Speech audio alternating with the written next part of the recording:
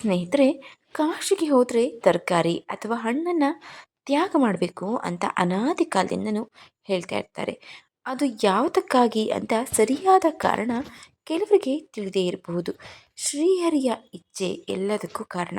ಹಾಗಾದರೆ ಸರಿಯಾದ ಕಾರಣ ಯಾವುದು? ಶ್ರೀಹರಿಯ ಆ ಇಚ್ಛೆ ಆದರೂ ಏನು ತಿಳಿದುಕೊಳ್ಳೋಣವಾ? ನಮಸ್ಕಾರ ಸ್ನೇಹಿತರೆ, ಎಲ್ಲರಿಗೂ ಮಾನು ಮನೋಜ್ ಕನ್ನಡ ಯೂಟ್ಯೂಬ್ ಚಾನಲ್ಗೆ ಸ್ವಾಗತ. ಶಾಸ್ತ್ರ ಹೇಳುತ್ತೆ ಕಾಶಿಗೆ ಹೋದಾಗ ಕಾಯನ್ನು ಫಲವನ್ನು ಬಿಡಬೇಕು ಅಂತ. ಅದರ ಮರ್ಮವಾದರೂ ಏನು? ಶಾಸ್ತ್ರಗಳಲ್ಲಿ ವೇದ, ಉಪನಿಷತ್ತು, ಪುರಾಣ, ಸ್ಮೃತಿಗಳಲ್ಲೂ ಎಲ್ಲೂ ಈ ಸಂಗತಿ ಅಂದರೆ ಹಣ್ಣು ಅಥವಾ ತರಕಾರಿಯನ್ನು ಬಿಡಬೇಕು ಅಂತ ಹೇಳಿಲ್ವಲ್ಲ ಅಂತ ನಾವು ಯೋಚಿಸಬಹುದು. ಆದರೆ ಶಾಸ್ತ್ರವು ಹೇಳಿದ ವಿಷಯವನ್ನು ಹಾಡು ಭಾಷೆಯಲ್ಲಿ ತಿರುಚಿ ಆದ ಪ್ರಮಾದ ಇದು. ಕಾಶಿ ಕ್ಷೇತ್ರದ ವಿಷಯದಲ್ಲಿ ಶಾಸ್ತ್ರಗಳು ಹೇಳುತ್ತಾ ಇರುವುದು, ಕಾಶಿ ಕ್ಷೇತ್ರಕ್ಕೆ ಹೋಗಿ ಗಂಗಾ ಸ್ನಾನ ಮಾಡಿ.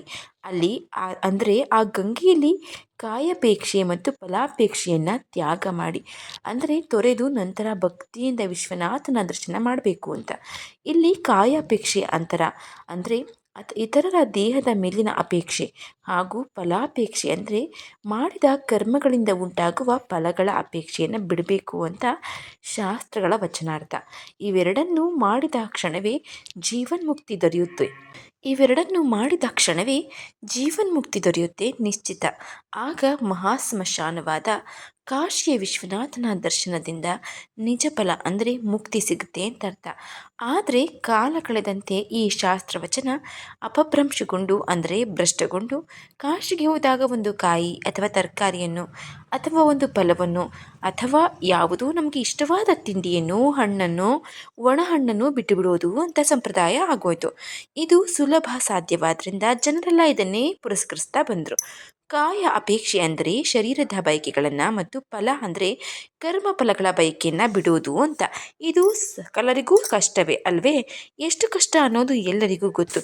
ಕಾಶಿಗೆ ಹೋದಾಗ ಹಣ್ಣು ಮತ್ತು ತರಕಾರಿ ಅಥವಾ ಯಾವುದೇ ಇಷ್ಟವಾದ ಪದಾರ್ಥವನ್ನು ಬಿಡಬೇಕು ಅನ್ನೋದರ ಹಿಂದಿರುವ ಕಾರಣ ಇಷ್ಟೇ ಸ್ನೇಹಿತರೆ.